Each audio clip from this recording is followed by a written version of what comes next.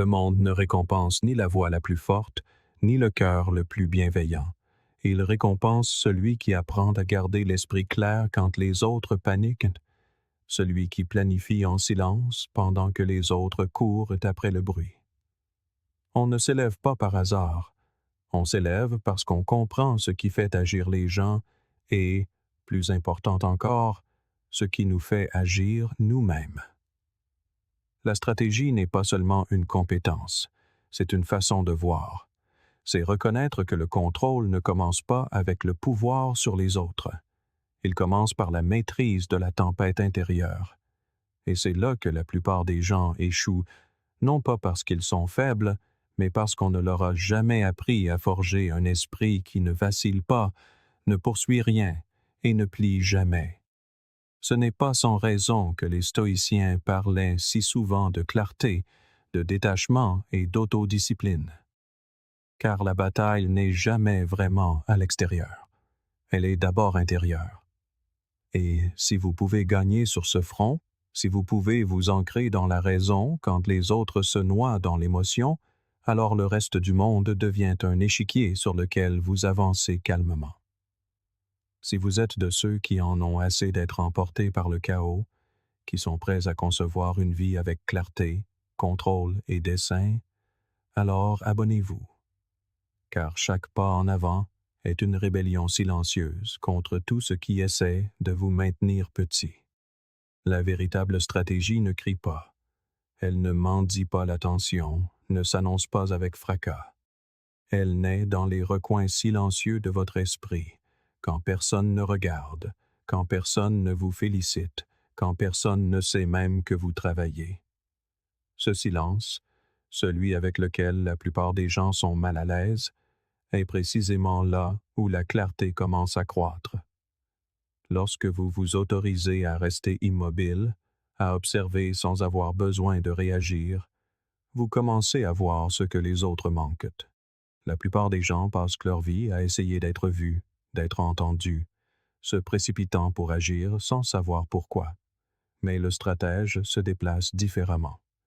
Vous n'agissez pas simplement parce que quelque chose vous déclenche. Vous faites une pause. Vous examinez. Vous attendez que la vérité se révèle, non pas à travers le bruit, mais à travers les schémas. Et dans un monde qui va trop vite pour penser, celui qui ralentit devient celui qui contrôle le rythme de tout le reste. Vous ne vous contentez pas de réagir à ce que la vie vous envoie. Vous l'étudiez. Vous étudiez les gens, leurs mots, leurs habitudes, leurs incohérences. Et ce faisant, vous commencez à les comprendre mieux qu'ils ne se comprennent eux-mêmes. Le pouvoir n'est pas toujours une question de force. Parfois, il s'agit de devenir si conscient que votre simple présence déstabilise les gens, car ils savent que vous voyez ce qu'ils essaient de cacher. Mais ce genre de perception ne vient ni de la précipitation, ni du bruit. Elle se construit dans l'ombre, dans le calme. Lorsque vous êtes assis avec vos pensées pendant que tout le monde est occupé à se distraire. Voilà le schéma directeur. Le monde vous veut bruyant et impulsif, mais le véritable contrôle vient de celui qui sait exactement quand parler et quand se taire. Et lorsque vous commencez à entraîner votre esprit de cette manière, vous cessez de gaspiller de l'énergie sur des choses qui n'ont pas d'importance. Vous cessez de répondre à chaque opinion, à chaque provocation, à chaque petit inconvénient, car vous réalisez que ce qui mérite votre attention est rare. Ce qui exige une réponse l'est encore plus. Le stratège le comprend. Il sait que tout ne vaut pas la peine d'être abordé, que toutes les batailles ne valent pas la peine d'être menées, car lorsque votre esprit est clair, vous ne voyez pas seulement le combat devant vous. Vous voyez 5 coups d'avance. Vous pensez comme un sculpteur, pas comme un bagarreur. Chaque mot, chaque geste, chaque décision est délibérée. Vous n'êtes pas dans le jeu pour jouer plus dur. Vous êtes ici pour jouer plus intelligemment. Il y a une forme de pouvoir silencieux qui vient du fait de connaître vos 10 prochains mouvements avant même de faire le premier. Cela vous rend calme, car rien ne vous surprend. Cela vous rend discipliné, car vous n'avez rien à prouver. Cela vous rend craint, car les gens ne peuvent pas vous prévoir. Ils ne peuvent pas vous déstabiliser. Ils ne savent pas ce que vous pensez, et cette part d'inconnu devient votre bouclier. Et quand vous agissez, ce n'est pas précipité, c'est précis. Comme la façon dont une tempête se rassemble avant de frapper, silencieuse, mais certaine. Vous ne courez pas après l'élan, vous le construisez. Vous ne saisissez pas le pouvoir, vous le concevez. Et cette conception commence à l'intérieur, non pas par la domination sur les autres, mais par la maîtrise de vos propres impulsions, de vos peurs et de vos distractions. Marc Aurèle a écrit un jour: « Plus un homme s'approche d'un esprit calme, plus il est proche de la force. Ce calme n'apparaît pas par magie, il est forgé par la discipline. » C'est le résultat d'innombrables moments où vous avez choisi de penser au lieu de parler, d'attendre au lieu de vous précipiter, d'observer au lieu de réagir. Et lorsque vous vivez de cette façon assez longtemps, vous commencez à sentir un changement. Vous n'êtes plus la même personne. Vous n'essayez plus de suivre le rythme. Vous le décidez. Vous n'essayez plus d'impressionner. Vous vous concentrez sur l'impact. La plupart des gens veulent le contrôle, mais ils n'ont jamais pris le temps d'étudier ce qu'est réellement le contrôle. Ce n'est pas la personne la plus bruyante dans la pièce. C'est celle qui comprend ce que tous les autres manquent, celle qui sait ce qui motive les gens, ce qui les effraie, ce qu'ils nieront. Et pour y arriver, vous devez être prêt à passer du temps dans cet espace mental que personne d'autre ne veut visiter, où rien n'est certain, où la patience est mise à l'épreuve, où le silence est votre seul compagnon. Mais si vous pouvez y rester assez longtemps, quelque chose change. Vous commencez à voir le monde de manière moins émotionnelle, plus structurelle, moins sur ce qui devrait être et plus sur ce qui est. Vous échangez le confort contre la vision. Et dans cet échange, vous gagnez quelque chose que peu de gens obtiendront jamais: la maîtrise de votre propre réalité. Carl Jung a dit un jour: « En tout chaos, il y a un cosmos. En tout désordre, un ordre secret. » Le stratège est celui qui voit cet ordre, non seulement à l'extérieur, mais aussi à l'intérieur de lui-même. Il n'ignore pas le chaos, il le déchiffre, il ne fuit pas la confusion, il la traduit. Et à travers ce processus, il affûte sa conscience comme une lame. Finalement, vous atteignez un point où votre calme devient troublant pour les autres, où votre capacité à rester ancré quand les autres paniquent devient votre avantage. Ce n'est pas de l'arrogance, c'est une sérénité acquise. Vous commencez à faire confiance à vos instincts, non pas parce qu'ils sont des suppositions hasardeuses, mais parce qu'ils ont été entraînés dans la solitude, la répétition, l'échec et l'étude. Vous ne courez plus après la certitude, vous l'avez construite à l'intérieur, et c'est à partir de cette fondation que vous opérez. Chaque mouvement que vous faites a du poids, non pas parce qu'il est bruyant, mais parce qu'il est intentionnel. Et dans un monde bâti sur la distraction, la personne qui agit avec intention devient une force. Non pas parce qu'elle est crainte, mais parce qu'elle est respectée. Non pas parce qu'elle domine les autres, mais parce qu'elle sait maîtriser elle-même. Voilà ce qu'est réellement le schéma silencieux du pouvoir. Ce n'est pas une liste de contrôle, ce n'est pas une tactique. C'est une façon de voir, une façon d'être, une façon d'entraîner votre esprit à fonctionner dans un monde qui vous veut émotionnel, impulsif et perdu. Mais vous n'êtes pas ici pour être emporté par le bruit. Vous êtes ici pour être celui qui voit clairement, agit sagement et construit lentement. Car lorsque vos fondations sont enracinées dans le silence, la stratégie et la compréhension profonde, vous n'avez pas besoin de crier pour être entendu. Votre présence parle bien avant que vos mots ne le fassent. L'émotion est bruyante. Elle monte comme une vague, rapide, écrasante et urgente. Elle exige une réponse, pousse à une action immédiate, insiste pour que quelque chose soit dit, que quelque chose soit fait. Mais cette urgence n'est pas la vérité. Ce n'est pas la clarté. C'est un test.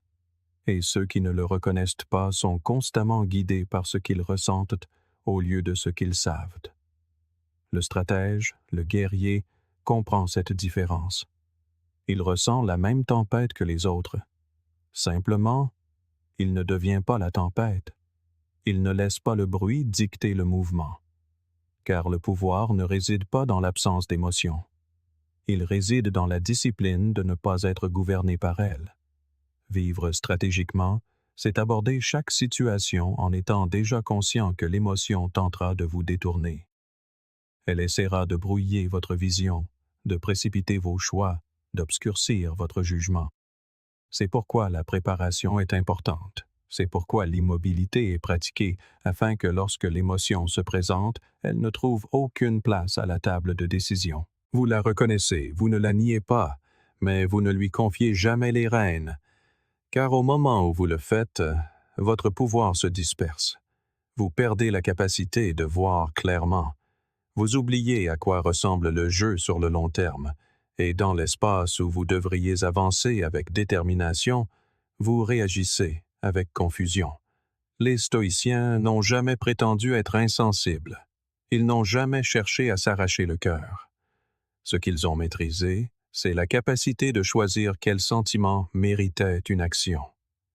Vous ne contrôlez peut-être pas ce qui déclenche l'émotion, mais vous contrôlez toujours ce que vous en faites. Si quelqu'un vous insulte, vous n'avez pas besoin de répondre. Si une situation semble tendue, vous n'avez pas besoin de forcer la clarté. Si la peur apparaît, vous n'avez pas besoin de fuir. L'esprit discipliné sait quand agir et quand rester immobile.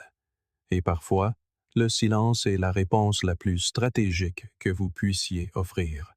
Les gens pensent souvent que la force ressemble à la brutalité, à l'intensité. Mais les personnes les plus fortes que vous rencontrerez sont celles qui semblent calmes dans le chaos. Ce sont celles qui n'argumentent pas juste pour se défendre. Elles ne s'expliquent pas juste pour se sentir comprises. Elles ne se donnent pas en spectacle pour prouver leur valeur. Elles se déplacent avec une telle clarté que l'explication devient inutile. Ce genre de présence ne vient pas de l'ego. Elle vient du contrôle émotionnel. Lorsque vous ne cherchez plus à échapper à l'inconfort de ressentir, vous devenez inébranlable. Vous pouvez regarder quelqu'un dans les yeux alors que votre cœur bat de la chamade et parler avec précision. Vous pouvez vous sentir insulté et choisir de tenir bon sans représailles. Vous pouvez avoir peur et continuer d'avancer avec intention. Vous l'avez probablement vécu vous-même, le moment où vous avez craqué et l'avez regretté, la fois où vous vous êtes précipité par peur d'attendre, les excuses que vous avez présentées après avoir réalisé que vous aviez agi par émotion et non par raison. Ce ne sont pas des échecs. Ce sont des leçons. Et elles pointent vers quelque chose d'important. Le pouvoir sans discipline émotionnelle est instable. Il vacille. Il fuit. Mais lorsque vous commencez à pratiquer cette conscience, lorsque vous commencez à saisir vos réactions, à remarquer vos déclencheurs, à vous asseoir avec votre inconfort, vous commencez à reprendre le contrôle, pas seulement sur les situations, mais sur vous-même. Et une fois que vous faites cela, tout change. Les conversations ralentissent, les réactions semblent facultatives. Vous devenez conscient de l'énergie dans la pièce, mais sans être englouti par elle. Vous voyez les gens essayer de vous provoquer, et au lieu de vous laisser entraîner, vous observez. Vous regardez les schémas, vous collectez des informations, et puis, quand le moment est venu, vous agissez. Non pas par émotion, mais par clarté. Et ce mouvement a un impact différent. Il n'obtient pas seulement un résultat. Il gagne le respect. Parce que tous les autres sont encore pris dans la marée de leurs sentiments, et vous avez déjà posé le pied sur la terre ferme. Cela ne signifie pas que vous cessez de ressentir. Cela signifie que vous cessez d'être vos sentiments. Carl Jung a dit « Tant que vous n'aurez pas rendu l'inconscient conscient, il dirigera votre vie et vous appellerez cela le destin. » Lorsque vos émotions sont inconscientes, non examinées et non contrôlées, vous finissez par construire votre vie autour d'elles. Vous choisissez des partenaires par peur d'être seul. Vous acceptez des emplois par peur de l'échec. Vous vous disputez par orgueil. Vous vous retirez par honte. Vous fuyez par culpabilité. Mais lorsque vous les amenez à la lumière, lorsque vous étudiez ce qu'elles disent, lorsque vous comprenez d'où elles viennent, elles cessent de diriger. Elles commencent à informer. Et à partir de là, vous pouvez construire quelque chose de solide.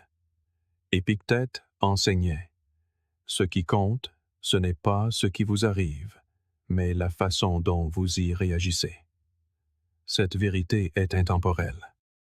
Car peu importe à quel point le monde devient chaotique, peu importe à quel point les gens peuvent être imprévisibles, votre pouvoir commence au moment où vous choisissez votre réaction.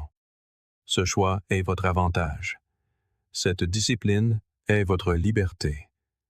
Et une fois que vous avez construit cela à l'intérieur, personne ne peut vous l'enlever, ni leurs opinions, ni leur approbation, ni leurs attaques. Vous avancez dans le monde comme quelqu'un qui sait ce qu'il fait, quelqu'un qui ne bronche pas, quelqu'un qui voit clair. Et quand les autres perdent leur équilibre, vous restez centré, parce que vous vous êtes entraîné pour cela, non pas dans le feu, mais dans l'immobilité. Non pas dans la panique, mais dans la discipline. Et ce genre de force ne s'estompe pas.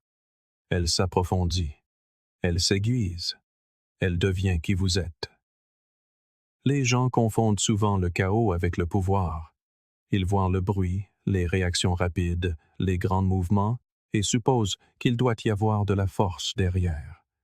Mais ce n'est pas de la force, c'est du bruit. Et le bruit est ce à quoi le monde vous entraîne à répondre. Mais le guerrier sait mieux. Le vrai pouvoir ne vient pas de l'espace que vous occupez. Il vient de votre capacité à rester immobile lorsque tout autour de vous essaie de vous ébranler. Il y a quelque chose de profondément déstabilisant chez la personne qui ne bronche pas, quelqu'un qui peut s'asseoir dans l'inconfort, dans la tension, et ne pas bouger à moins de le décider. Ce n'est pas de la passivité, c'est de la maîtrise. Vous le voyez parfois, ces gens qui entrent dans une pièce et modifient instantanément l'énergie sans dire un mot. Ce n'est pas parce qu'ils sont intimidants, c'est parce que leur calme est assourdissant. Ils envoient un message qui dit « Je ne suis pas ici pour être influencé, je suis ici pour rester centré. » Et ce genre d'énergie attire l'attention sans la demander. La plupart des gens pensent qu'être un guerrier, c'est frapper fort. Mais en réalité, c'est rester stable. C'est entraîner votre présence à être si immobile, si ancrée, que les autres hésitent instinctivement à la défier, car ils sentent ce que vous avez maîtrisé intérieurement avant même que vous ne parliez. Et ce n'est pas quelque chose dont on hérite. C'est quelque chose que l'on construit par la discipline, par l'épreuve, en choisissant encore et encore de ne pas se laisser entraîner dans la réaction. Il est facile de crier, facile de répondre, facile de se laisser entraîner dans chaque bataille à laquelle on est invité.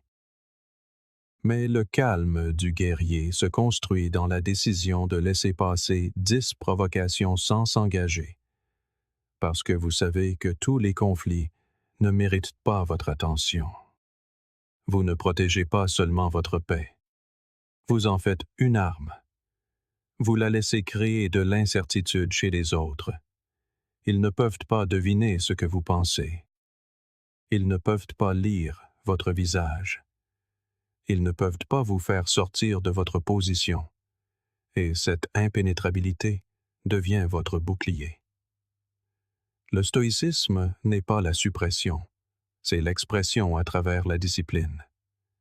Marc Aurèle a dit « Si tu es affligé par quelque chose d'extérieur, La douleur n'est pas due à la chose elle-même, mais à ton jugement sur elle.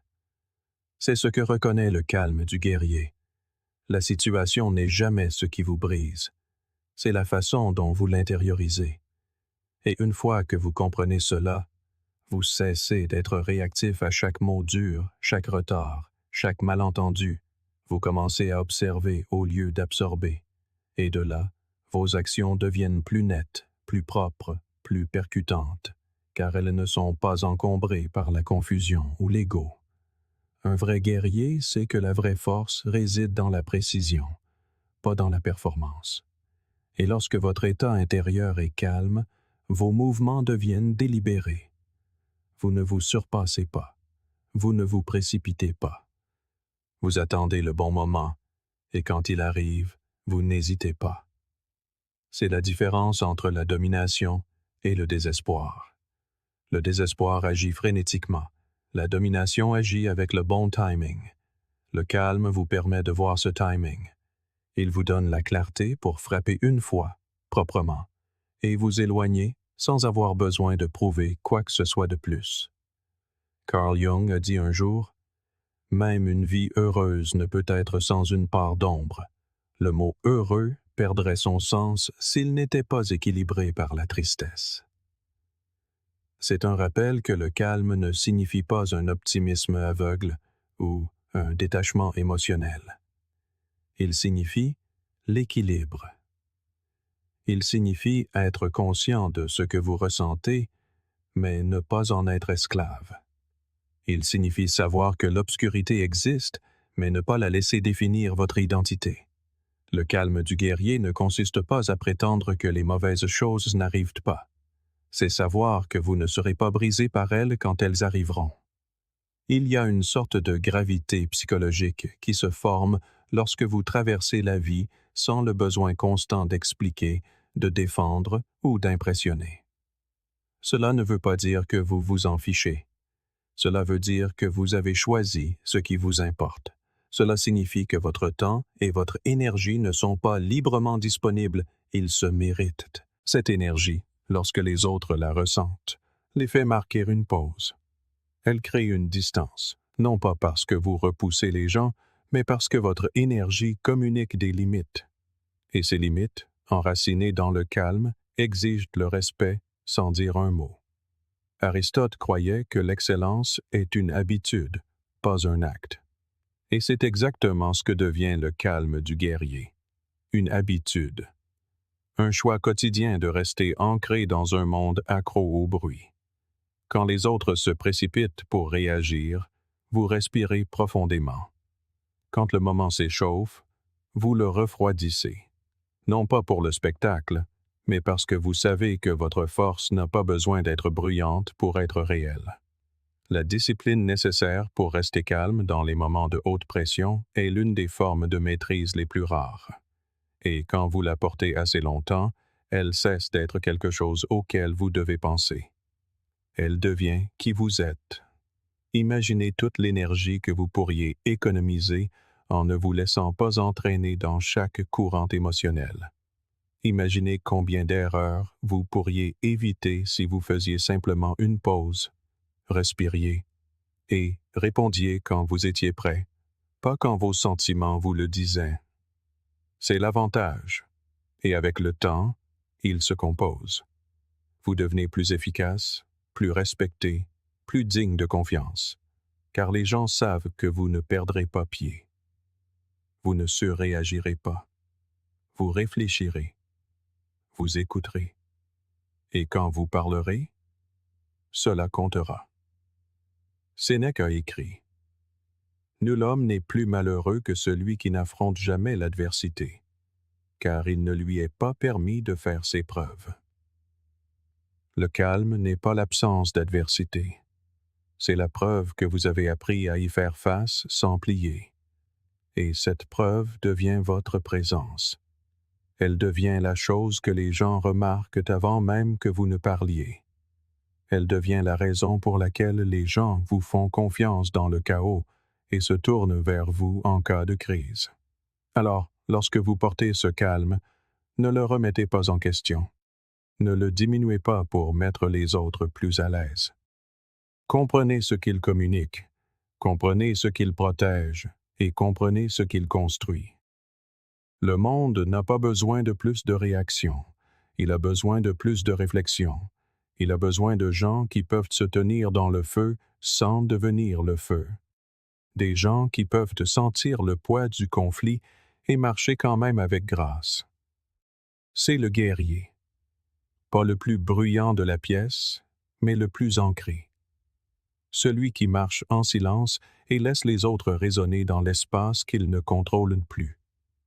Ce n'est pas pour rien que les esprits les plus puissants de l'histoire se retiraient avant d'agir, car la clarté ne vient pas du bruit.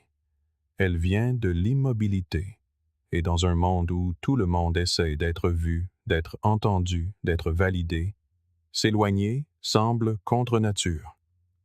Mais c'est précisément pourquoi cela fonctionne. L'isolement intentionnel ne consiste pas à fuir le monde. Il s'agit de s'élever au-dessus de ces distractions. C'est une pause délibérée, une séparation consciente de tout ce qui réclame votre attention afin que vous puissiez enfin entendre à nouveau vos propres pensées. On ne trouve pas la vision dans la foule, on y trouve le compromis. On ne se trouve pas soi-même entouré de voix constantes, on se perd en essayant de les égaler. Mais lorsque vous vous retirez, non par rejet mais par dessein, quelque chose change, votre vision s'aiguise, votre esprit se calme. Et soudain, tout ce que vous poursuiviez commence à se mettre au point. L'isolement n'est pas le vide, c'est le raffinement. Vous n'avez pas besoin d'annoncer constamment vos progrès. Vous n'avez pas besoin de documenter chaque étape ou de partager chaque victoire. Certaines choses grandissent mieux en silence. Certaines victoires s'aiguisent dans l'ombre, et celui qui apprend à s'épanouir dans la solitude cesse de dépendre de la validation des autres. Il commence à puiser son élan de l'intérieur. C'est cela, la véritable indépendance. Non pas simplement faire les choses par soi-même, mais devenir quelqu'un qui n'a pas besoin que le monde lui dise qui il est. La solitude vous apprend à être votre propre source de concentration, de motivation et de vérité. Et une fois que vous avez goûté à ce genre de pouvoir, vous cessez de chercher l'approbation de ceux qui ne savent même pas où ils vont. Carl Jung a écrit « Le privilège d'une vie est de devenir qui vous êtes vraiment. » Et ce devenir ne se produit pas dans la foule. Il ne se produit pas dans le bruit. Il se produit lorsque vous vous éloignez assez longtemps pour vous souvenir de ce qui compte. Dans cet espace de calme, vous commencez à vous séparer du chaos du monde, non pas parce que vous êtes meilleur, mais parce que vous construisez quelque chose de plus profond. Quand tous s'agitent, vous restez immobile. Quand tous se perdent dans les modes, vous revenez au principe. Quand tous regardent vers l'extérieur, vous vous tournez vers l'intérieur, non pour fuir, mais pour vous affûter. Vous entraînez votre concentration comme une lame. Vous apprenez à la protéger.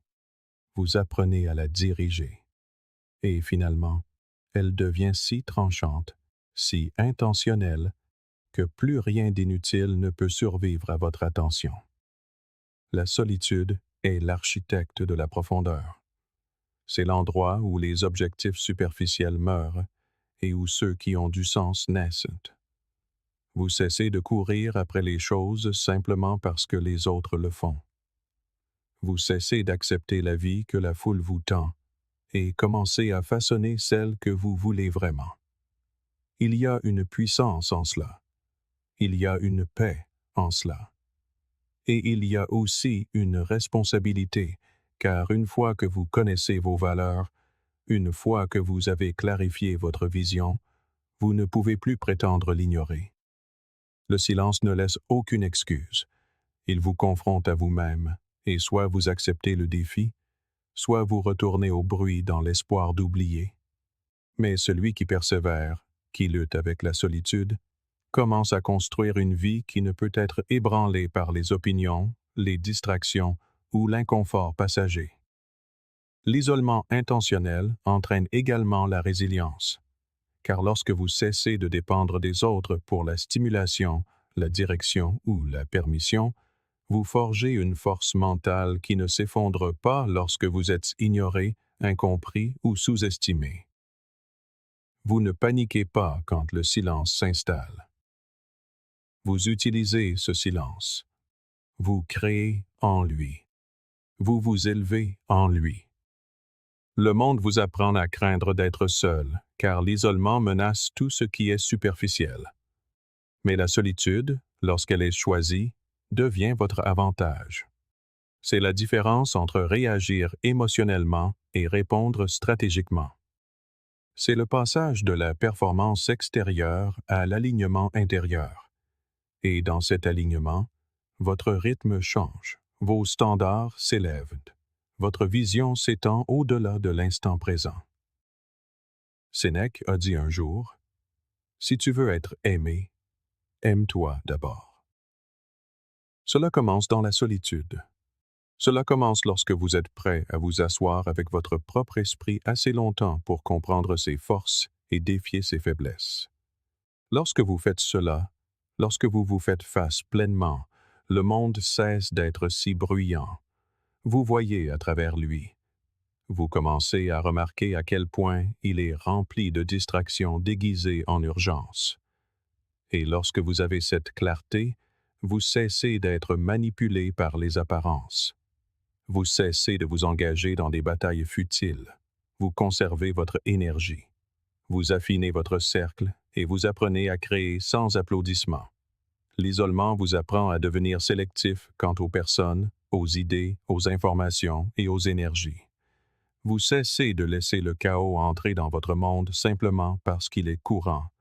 Vous cessez de répondre à ceux qui n'ont pas mérité votre attention et vous cessez de sacrifier vos valeurs juste pour vous sentir inclus. Cette inclusion, si elle vous oblige à vous diminuer, n'en vaut pas la peine. Car une fois que vous avez ressenti ce que c'est que d'être en paix avec vous-même, aucune foule ne peut le remplacer.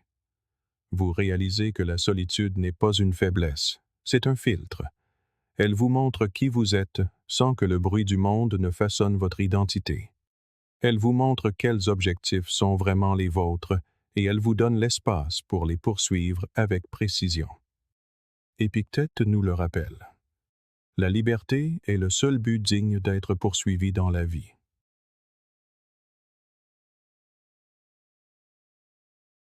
Et qu'est-ce que la liberté, sinon la capacité d'être seul et inébranlable, de ne pas craindre son propre esprit, de ne pas avoir besoin de l'opinion des autres pour valider sa vérité? D'être si ancré en soi que le silence n'est pas vide, mais productif. C'est ce que vous offre l'isolement intentionnel. Non pas une distance de la vie, mais une profondeur en elle.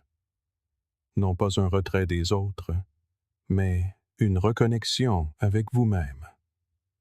Et une fois que vous apprenez à le cultiver, vous cessez de craindre la solitude, car vous n'êtes jamais vraiment seul lorsque vous avez fait la paix avec votre propre présence.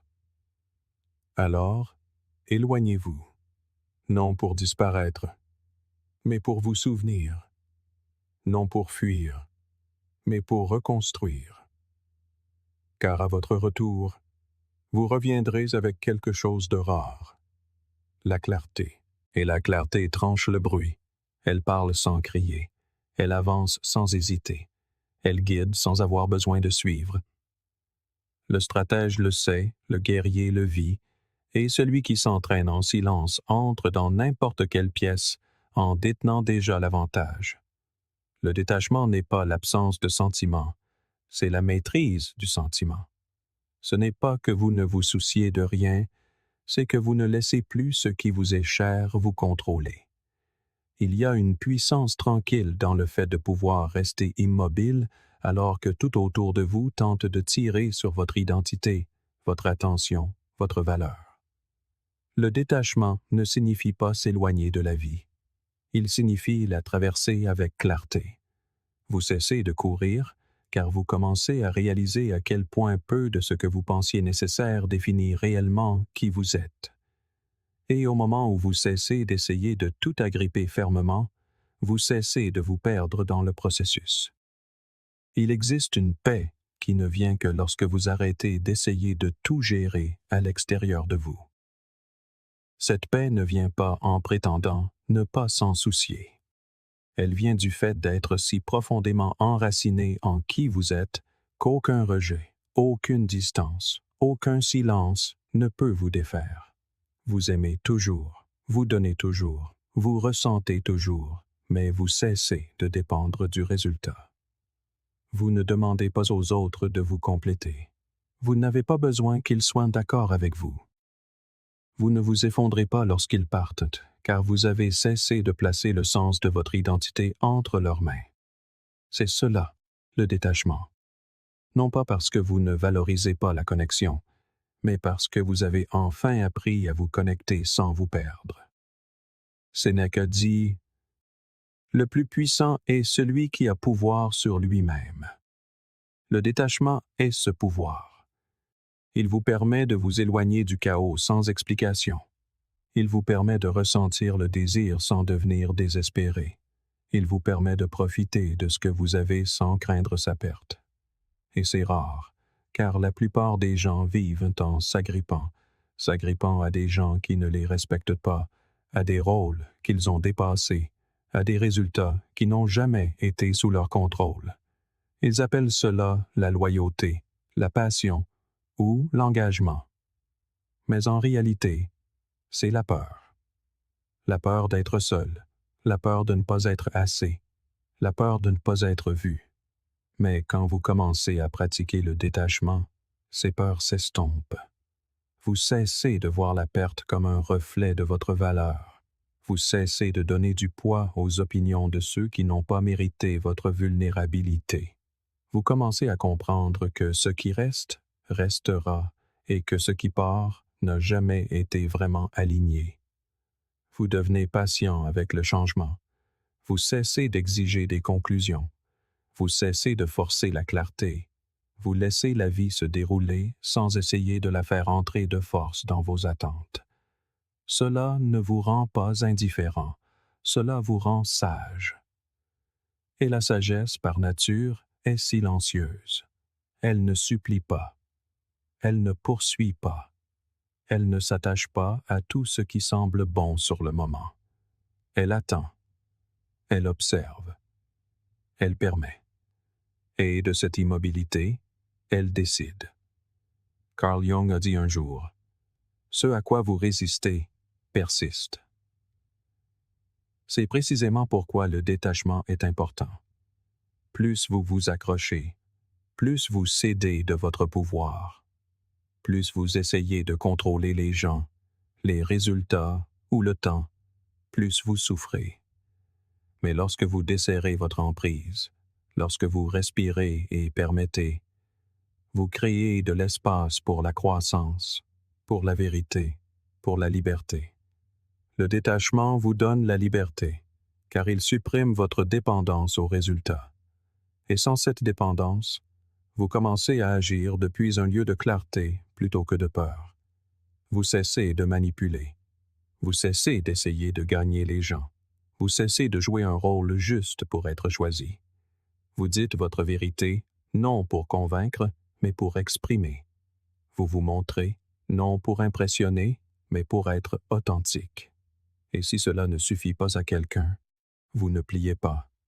Vous bénissez son chemin et continuez le vôtre. C'est cela, la force. Non pas parce que c'est facile, mais parce que c'est pur. Cela vient d'un endroit où vous savez que la paix n'est pas quelque chose que quelqu'un d'autre vous donne. C'est quelque chose que vous cessez de donner. Vous devenez plus léger lorsque vous vous détachez. Vous cessez de porter des attentes qui n'ont jamais été les vôtres. Vous cessez de poursuivre ce qui vous fuit. Vous cessez d'avoir besoin d'une réassurance constante pour vous sentir en sécurité. Et ce qui reste est une vie calme, stable, enracinée. Une vie où votre valeur n'est pas une question, où votre joie ne dépend pas de l'attention, où votre énergie n'est pas drainée par des choses qui ne servent plus votre évolution. Voilà ce que le détachement construit. Pas l'isolement, pas l'indifférence, mais la souveraineté. Vous devenez émotionnellement autonome, non pour marcher seul, mais pour pouvoir marcher avec les autres sans perdre votre chemin. Et voici le paradoxe. Moins vous avez besoin, plus vous attirez, car le monde est attiré par les gens qui ne courent après rien. Il y a une gravité dans l'indépendance émotionnelle. Il y a une intrigue dans la confiance calme. Il y a une puissance chez quelqu'un qui aime pleinement, donne librement, et pourtant ne retient rien trop fermement. Cette énergie ne supplie pas. Elle ne prouve rien. Elle est, tout simplement. Et ce genre de présence redéfinit la pièce. Elle parle plus fort que les mots, car elle n'essaie pas d'être forte. Elle est simplement alignée. Marc Aurèle a dit « Reçois sans orgueil, abandonne sans attachement ». C'est ce que le détachement vous apprend. Aimer sans posséder, donner sans attendre, vivre sans s'agripper. Et dans cet espace, tout devient plus clair. Les gens qui restent se sentent plus légers. Les objectifs que vous poursuivez semblent plus purs. La vie que vous construisez semble plus vraie, car elle n'est pas bâtie sur la tentative de tout maintenir en place. Elle est bâtie sur la confiance. La confiance que vous pouvez gérer la perte, que vous pouvez survivre au changement, que vous n'avez pas besoin que tout aille dans votre sens pour aller bien. Et lorsque vous portez cette confiance assez longtemps, vous devenez quelqu'un en qui les autres peuvent avoir confiance aussi, parce qu'ils le sentent. Ils ressentent la stabilité de votre présence. Ils reconnaissent la différence entre quelqu'un qui est entier et quelqu'un qui cherche encore à être comblé. Et ce n'est pas une question de supériorité, c'est une question de responsabilité. Vous cessez de demander aux autres de réguler vos émotions. Vous cessez de troquer votre paix contre un plaisir temporaire. Et vous cessez de traiter les relations comme des canaux de sauvetage. Vous ne coulez plus. Vous nagez. La vérité, c'est que le détachement vous rend à vous-même. Et lorsque vous vivez à partir de cet endroit, tout ce qui vous entoure commence à s'aligner sur qui vous êtes vraiment, et non sur qui vous avez essayé d'être pour que les autres restent. Vous n'avez plus besoin que l'histoire se déroule d'une certaine manière. Vous n'avez plus besoin de conclusions de la part de personnes qui ne pouvaient pas l'offrir. Vous n'avez plus besoin d'être compris pour vous comprendre vous-même. Et ce qui reste, c'est la force. Pas celle qui se montre, mais celle qui reste stable quand le reste du monde bouge comme une marée. Car lorsque vous n'êtes plus ému par chaque vague, vous devenez le courant. Vous ne résistez pas à la vie. Vous bougez avec elle depuis un lieu de liberté, depuis un lieu de présence, depuis un lieu qui ne peut être ébranlé par ce qui vient ou ce qui part. Et c'est cela, la force silencieuse, ancrée, intouchable du véritable détachement. Le contrôle n'est pas une question de domination. Il ne s'agit pas de crier des ordres ou de plier les autres à votre volonté. Il s'agit de discipline. Une discipline calme et délibérée qui commence de l'intérieur et s'étend vers l'extérieur. C'est la partie que la plupart des gens manquent. Ils essaient de tout contrôler autour d'eux. Le rythme de leur carrière, le comportement des autres, l'issue des situations. Mais quand quelque chose ne va pas dans leur sens, même une petite chose, ils perdent de pied. Leurs émotions explosent, leur concentration s'évanouit, leurs mots les trahissent. Et c'est là toute la contradiction. Vous ne pouvez rien commander à l'extérieur de vous tant que vous n'avez pas maîtrisé ce qui se passe à l'intérieur de vous. Si vous ne pouvez pas contrôler votre langue et votre colère, votre attention sous pression ou vos émotions lorsque vous êtes mis à l'épreuve, alors de quoi êtes-vous vraiment maître? Le contrôle ne commence pas avec ce que vous faites, mais avec la façon dont vous pensez. Il s'agit de ce que vous autorisez à entrer dans votre esprit et de ce que vous permettez à votre esprit d'en faire. La plupart des gens fonctionnent par réaction. Ils entendent quelque chose et répondent immédiatement. Ils ressentent un malaise et essayent instantanément de le fuir. Mais le contrôle signifie un espace. Un espace entre le stimulus et la réponse. Un espace où la réflexion a lieu, où le choix est fait. Cet espace est le pouvoir, et la plupart ne le trouvent jamais parce qu'ils sont trop habitués à agir sans penser. Mais une fois que vous commencez à cultiver cet espace en ralentissant, en observant, en faisant une pause, vos décisions changent. Vos actions deviennent intentionnelles. Votre énergie devient plus concentrée et moins dispersée. Vous devenez quelqu'un qui agit parce que c'est le moment, non parce que quelque chose vous a provoqué. Pensez au nombre de fois où vous avez réagi et l'avez regretté. Combien de fois votre bouche a bougé plus vite que votre esprit? Combien de fois vous avez gaspillé votre énergie simplement parce que quelqu'un a appuyé sur le bon bouton? C'est de cela que le contrôle émotionnel vous protège. Il ne s'agit pas d'éteindre vos sentiments. Il s'agit de les guider, d'être conscient de votre état et de refuser d'être pris en otage par lui. Et cela s'applique à tout: la colère, l'anxiété, l'impatience, même l'excitation. Vous apprenez à gérer vos hauts de la même manière que vous gérez vos bas, car c'est la constance qui bâtit la confiance, non seulement avec les autres, mais avec vous-même. Marc Aurèle a dit un jour: « Vous avez le pouvoir sur votre esprit, pas sur les événements extérieurs. Réalisez cela, et vous trouverez la force. » Ce n'est pas seulement une citation à admirer, c'est une norme à laquelle se conformer, car lorsque votre esprit devient votre allié au lieu de votre maître, le reste de votre vie commence à s'aligner sur un but. Vous commencez à récupérer du temps qui était autrefois perdu dans les distractions. Vous commencez à protéger une énergie qui était gaspillée dans le drame. Vous commencez à faire taire des pensées qui hurlaient pour attirer l'attention. Et les gens le remarquent. Ils ne le comprennent peut-être pas, mais ils le ressentent. Ils sentent que vous n'êtes pas facilement ébranlé, que vous réfléchissez avant de parler, que vous agissez là où d'autres réagiraient. Et dans un monde accro au chaos, ce genre de stabilité devient magnétique. Le contrôle signifie aussi savoir quand ne pas agir. C'est la partie qui sépare le sage de l'impulsif. Car il y a des moments où ne rien dire est la plus haute forme d'intelligence, où s'éloigner est la plus forte forme de résistance, où faire une pause est le coup le plus puissant sur l'échiquier. Le monde vous mettra constamment à l'épreuve. Il sondera vos insécurités, tentera votre ego, défiera vos limites. Et chaque fois que vous répondez depuis un lieu de contrôle ancré, vous vous élevez au-dessus de l'épreuve. Non pas parce que vous avez gagné, mais parce que vous ne vous êtes pas perdu dans le processus. Le contrôle n'est pas bruyant. Il n'attire pas l'attention sur lui. Ce n'est pas la personne qui frappe sur la table ou qui aboie des instructions. Le vrai contrôle est subtil. C'est celui qui parle en dernier, écoute le plus et ne révèle pas tout. C'est celui qui entre dans une pièce sans avoir besoin de prouver quoi que ce soit, parce qu'il sait qui il est. Il s'est entraîné à l'immobilité. Et ce genre de contrôle silencieux rend les gens curieux.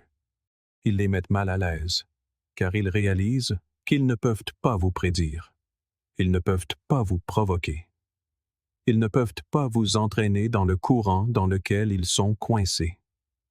Ce genre de détachement, ancré dans la maîtrise de soi, n'est pas seulement rare, il est puissant. Épictète a dit: « Aucun homme n'est libre s'il n'est pas maître de lui-même. » Et c'est ce que nous voulons tous, sous une forme ou une autre, la liberté.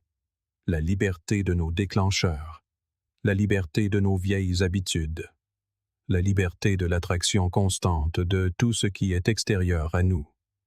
Mais la liberté ne vient pas de l'évitement.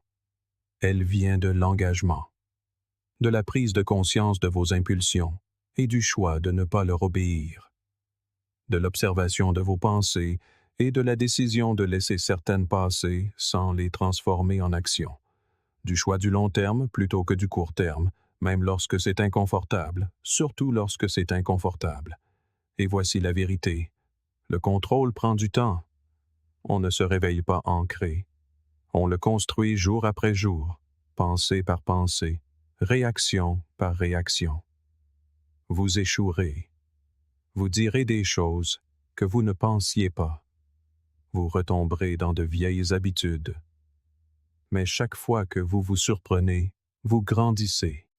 Chaque fois que vous réfléchissez, vous vous réalignez.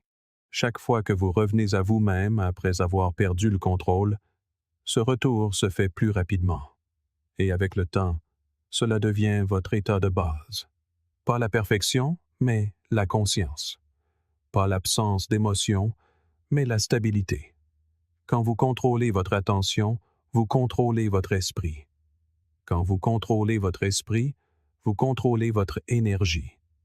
Et quand vous contrôlez votre énergie, vous contrôlez votre vie. Telle est la chaîne. Tel est le fondement. Non pas contrôler les autres, non pas manipuler les résultats, mais maîtriser la seule chose qui a toujours été la vôtre, votre propre état. Car une fois que vous construisez le contrôle à l'intérieur, personne ne peut vous le prendre. Ils peuvent essayer de troubler votre paix, mais ils n'y parviendront pas. Ils peuvent essayer de vous provoquer, mais ils ne rencontreront que le silence. Ils peuvent essayer de vous définir, mais ils ne feront que se révéler eux-mêmes, et c'est à ce moment-là que vous savez que vous avez gagné. Non pas quand vous avez vaincu les autres, mais quand vous vous êtes élevé au-dessus du besoin de le faire. Le contrôle ne consiste pas à tenir fermement. Il consiste à lâcher ce qui ne vous sert pas, à protéger ce qui compte, à agir avec précision, pas sous pression. Et lorsque vous vivez ainsi assez longtemps, vous cessez de réagir au monde et commencez à le façonner. Vous cessez d'être un produit du chaos et devenez l'architecte de l'ordre. Voilà ce qu'est le contrôle. Pas la force, pas la peur, juste une puissance silencieuse qui commence avec vous et s'étend à tout ce que vous touchez.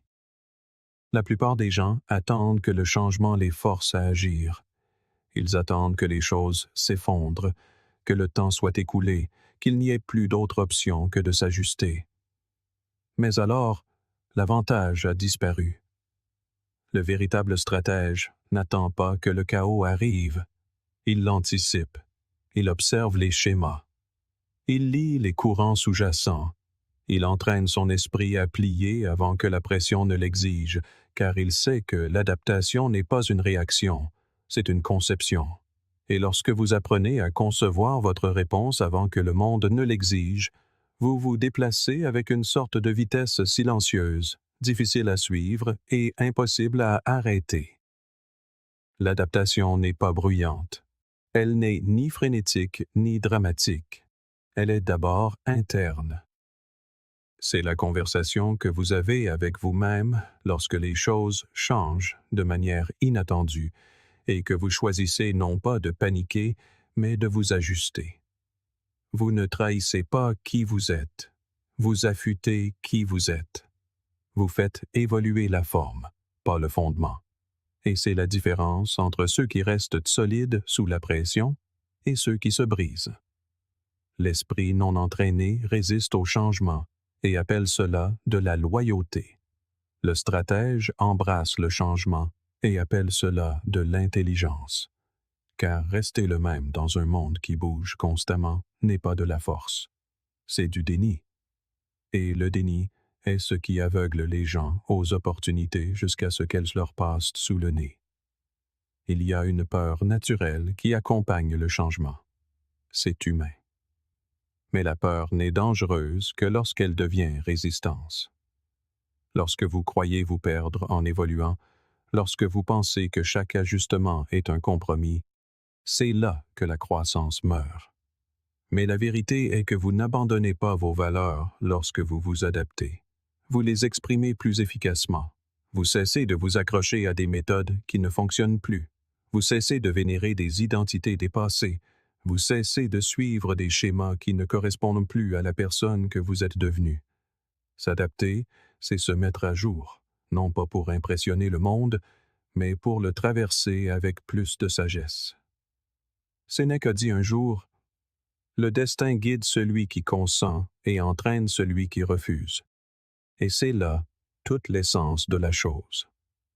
Si vous résistez au flux naturel du changement, vous êtes emporté par lui. Vous vous brisez sous son poids. Vous le subissez. Mais si vous l'accueillez volontairement, si vous acceptez que le changement n'est pas un ennemi mais le prochain maître, vous commencez à le maîtriser. Vous l'utilisez. Vous le devancez. Vous cessez d'attendre que le monde décide de votre prochain mouvement. Vous le choisissez vous-même. Ce n'est pas de la faiblesse. C'est une force stratégique, celle qui survit là où les autres s'effondrent. L'adaptation exige aussi une honnêteté envers soi-même, une honnêteté brutale. Vous ne pouvez pas évoluer si vous prétendez encore que l'ancienne manière de faire fonctionne. Vous ne pouvez pas changer si votre ego est trop attaché à ce qui était. C'est là que la plupart des gens restent bloqués, non pas parce qu'ils n'ont pas la capacité de changer, mais parce qu'ils ont lié leurs valeurs à des méthodes obsolètes, des relations qui s'estompent, des versions passées d'eux-mêmes. Lâcher prise leur semble être un échec, mais ce n'en est pas un. C'est de la lucidité. C'est réaligner votre chemin avec votre destination, pas avec votre point de départ. Et si vous y parvenez, si vous pouvez abandonner ce qui ne vous convient plus, vous faites de la place pour quelque chose qui vous correspond. Carl Jung a écrit un jour, « Qu'est-ce que vous faisiez, enfant, qui faisait passer les heures comme des minutes? C'est là que se trouve la clé de vos aspirations profondes. » C'est une question qui vous invite à renouer avec l'énergie brute et changeante de celui que vous étiez avant que le monde ne vous dise comment vous comporter. C'est là que commence l'adaptabilité, non pas dans l'esprit qui a été entraîné à craindre le changement, mais dans l'âme qui se mouvait autrefois librement. Pour retrouver cela, vous devez vous dépouiller du conditionnement qui prétend que la sécurité vient de l'uniformité. Vous devez vous souvenir que votre esprit a toujours évolué, toujours expérimenté, toujours été en devenir. Revenir à cet état, non pas enfantin mais fluide, est la façon dont vous commencez à faire confiance à votre capacité de transformation. Plus vous pratiquez l'adaptation, moins vous êtes attaché à l'idée d'avoir raison. Vous cessez de devoir défendre d'anciennes opinions. Vous commencez à en chercher de meilleures. Vous cessez de craindre d'être incompris. Vous commencez à valoriser la justesse plutôt que le confort. Cela ne signifie pas que vous êtes inconstant. Cela signifie que vous êtes honnête, assez honnête pour dire que ce qui fonctionnait avant pourrait ne plus fonctionner maintenant. Et cette honnêteté ouvre des portes. Elle vous attire vers des environnements, des relations, des idées mieux adaptées à la personne que vous devenez. Cela ne veut pas dire que l'ancien était mauvais. Cela veut dire que c'est terminé et que vous êtes prêt pour la suite. Platon a dit, « La mesure d'un homme est ce qu'il fait du pouvoir. » L'adaptation vous donne du pouvoir parce qu'elle vous donne le choix. Vous n'êtes plus piégé dans une seule façon de penser, une seule façon de vivre, une seule façon de réagir. Vous avez des options. Vous avez une portée. Vous devenez quelqu'un qui peut entrer dans n'importe quel environnement et s'ajuster, non pas pour se fondre dans la masse, mais pour être efficace. C'est à cela que ressemble la survie lorsqu'elle est imprégnée de stratégie. Vous ne vous contentez pas de durer, vous menez silencieusement, avec précision et puissance. Et il y a une liberté dans ce genre de mouvement. Vous n'êtes plus enfermé dans la personne que vous étiez l'année dernière, le mois dernier, ou même hier. Vous ne vous accrochez pas à la cohérence pour le bien de l'identité. Vous défendez des valeurs, pas des masques. Vous marchez avec la vérité, pas avec des rôles dépassés. Vous agissez avec intention, pas par habitude. Et par conséquent, vous restez vivant, pleinement vivant, dans un monde qui récompense les somnambules et punit le changement. Vous ne vous réduisez pas pour vous conformer à ce qui s'efface. Vous vous développez pour accueillir ce qui vient. L'adaptation n'est pas une trahison. c'est la clarté en mouvement. C'est le genre de force qui n'a pas besoin de s'annoncer, le genre d'intelligence qui s'exprime par l'action, pas par l'explication. Et plus vous vivez de cette manière, plus vous réalisez que la survie ne consiste pas à s'accrocher à ce qui a été. Il s'agit d'embrasser ce qui est nécessaire, pleinement, librement, sans crainte. Ce n'est pas seulement ainsi que vous restez dans le jeu, c'est ainsi que vous écrivez vos propres règles. Le véritable pouvoir ne s'annonce pas.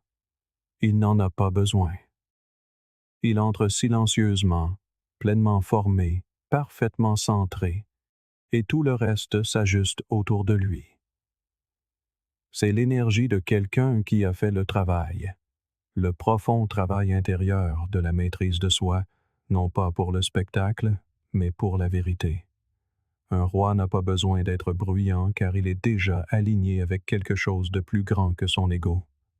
Ses mouvements sont minimes car sa présence est complète. Il ne gagne pas en dominant les autres. Il gagne en dominant d'abord le chaos en lui-même. Et de cette architecture interne, une structure si calme et si précise, tout le reste commence à répondre en écho. Les gens pensent souvent que la victoire ressemble à du bruit. Ils l'imaginent comme une course à celui qui criera, brillera ou surpassera le plus fort, mais ce n'est que de l'effort sans direction. C'est du mouvement sans contrôle. La véritable victoire est immobile. Elle est efficace. Elle est nette. Et lorsque vous en êtes témoin, vous la ressentez avant de la voir, car les esprits les plus forts n'ont pas besoin de s'expliquer. Ils opèrent avec un rythme qui ne demande ni permission ni approbation. Ils avancent simplement, au bon moment, avec intention, sans être touchés. C'est l'ascension finale. Lorsque vous ne courez plus après la validation, lorsque vous cessez d'avoir besoin de reconnaissance, lorsque vous construisez une boussole interne si claire que vous traversez la vie non pas plus fort, mais plus affûté. Cette ascension n'est pas une performance. Elle n'est pas théâtrale. C'est une révolution silencieuse. C'est la décision de mener avec discipline, d'exécuter sans applaudissement et de tenir votre ligne sans chercher de validation. Vous n'avez pas besoin d'une foule pour vous sentir complet. Vous n'avez pas besoin d'opposition pour vous sentir fort. Vous avez déjà fait la paix avec votre solitude. Vous avez déjà maîtrisé votre silence. Et maintenant, vous n'apparaissez pas pour prouver quoi que ce soit. Vous apparaissez parce que votre existence même est le résultat d'un raffinement incessant. Il n'y a plus rien à crier lorsque vous êtes devenu l'incarnation vivante de la concentration. Gagner sans bruit signifie que vous ne laissez pas le monde vous dérégler. Vous ne répondez pas aux provocations. Vous ne vous engagez pas avec ce qui est en deçà de votre discipline. Vous l'observez. Vous calculez. Et lorsque vous agissez, vous le faites avec une telle intention que cela semble inévitable. Vous n'êtes plus réactif. Vous êtes architectural. Vous concevez vos réponses. Vous placez votre temps avec un but et vous valorisez votre énergie comme une monnaie rare. Vous avez appris que tout ne nécessite pas votre effort, votre explication ou votre réaction, car le silence, lorsqu'il est enraciné dans la clarté, est plus puissant que 1000 mots utilisés à la hâte. Sénèque a écrit « Les plus grands bienfaits de l'humanité sont en nous et à notre portée. » Et c'est exactement pourquoi ce niveau de pouvoir est si rare. La plupart des gens sont trop distraits pour l'atteindre, trop dispersés, trop investis dans le bruit extérieur pour jamais construire le genre d'ordre qui commande l'attention en silence. Mais vous avez choisi quelque chose de différent. Vous avez choisi la présence plutôt que la performance. Et maintenant, vous n'êtes plus façonné par le monde. Vous façonnez l'espace dans lequel vous entrez, non pas parce que vous le dominez, mais parce que vous n'avez plus besoin de rivaliser avec lui. Ce passage du besoin d'attention à la capacité de la commander sans effort marque un changement que peu de gens atteignent jamais. Cela signifie que votre pouvoir ne dépend plus du résultat. Il n'est pas construit sur le fait que vous gagnez aujourd'hui ou demain. Il est construit sur la façon dont vous bougez, dont vous pensez, dont vous endurez. Votre présence porte le poids de chaque choix que vous avez fait en silence, de chaque fois que vous vous êtes détourné de la distraction, de chaque instant où vous avez choisi l'immobilité plutôt que le spectacle. Et cette accumulation, ces investissements silencieux et constants en qui vous êtes, créent une force magnétique que les autres ressentent, même s'ils ne la comprennent pas. Carl Jung a dit un jour, « Votre vision ne deviendra claire que lorsque vous pourrez regarder dans votre propre cœur. Qui regarde à l'extérieur, rêve. Qui regarde à l'intérieur, s'éveille. » Et c'est ce qu'est ce niveau de vie. C'est l'état d'éveil, celui où vous ne rêvez plus de pouvoir. Vous l'incarnez, non pas parce que vous l'avez pris à quelqu'un d'autre, mais parce que vous avez réclamé ce qui a toujours été à vous, votre concentration, votre présence, votre contrôle. C'est le genre d'éveil qui ne fait pas de bruit, mais qui change l'atmosphère, celui qui modifie la température d'une pièce sans dire un mot. Car ce qui est construit en silence résonne plus fort que tout ce qui est crié dans la précipitation. Gagner comme un roi, c'est se diriger soi-même d'abord. Avant d'influencer qui que ce soit d'autre, vous vous êtes tenu à un standard plus élevé. Vous avez appris à retarder la gratification, à gérer vos émotions, à rester calme là où les faibles exploseraient. Vous avez choisi la stratégie plutôt que le confort, le but plutôt que la popularité. Et vous avez construit une résilience qui ne se brise pas sous la pression. Elle se calibre. Vous êtes devenu un miroir pour ceux qui ne sont pas entraînés. Ils voient votre calme et se demandent comment vous n'êtes pas ébranlé. Ils ressentent votre détachement et remettent en question leurs propres besoins de bruit. C'est la beauté du pouvoir silencieux. Il renvoie tout ce que les autres n'ont pas encore maîtrisé en eux-mêmes. Cette ascension finale ne consiste pas à atteindre un sommet où plus rien ne vous défie. Il s'agit de devenir quelqu'un qui se meut si bien sous la pression que les défis ressemblent à des énigmes, pas à des batailles. Vous ne vous battez plus pour traverser la vie. Vous y naviguez. Vous concevez vos mouvements en silence. Et lorsque le monde essaie de perturber votre rythme, vous restez ancré, non pas parce que c'est facile, mais parce que vous vous y êtes entraîné. Vous avez éliminé le superflu. Vous avez dépassé le bruit. Et maintenant, votre vie est façonnée par la discipline, non par la réaction, par la conception, non par la demande. Ainsi, vous marchez différemment. Pas plus vite, pas plus fort, mais plus clairement. Vous avez fait du silence votre force. Vous avez fait de l'immobilité votre avantage. Et maintenant, le monde ne remet plus en question votre valeur. Il s'y ajuste. Non pas parce que vous l'avez demandé, mais parce que vous êtes devenu incontestable. C'est ainsi que vous gagnez sans bruit. C'est ainsi que vous menez sans force. C'est ainsi que vous vous élevez sans avoir besoin d'être vu vous élever. Ce n'est pas le chemin de la facilité, mais c'est le chemin des rois. Silencieux, constant, affûté et absolument inébranlable. Vous n'avez pas besoin d'élever la voix lorsque votre présence parle déjà. Vous n'avez pas besoin de faire vos preuves lorsque votre discipline a déjà construit la preuve. Le monde se plie silencieusement pour ceux qui se maîtrisent d'abord. Alors, marchez avec clarté, bougez avec calme et laissez votre silence porter le poids de tout ce que vous êtes devenu. Regardez l'une des vidéos sur votre écran pour continuer à affûter cet esprit qui ne peut être ébranlé. Et merci sincèrement de faire partie du Stoic Journal.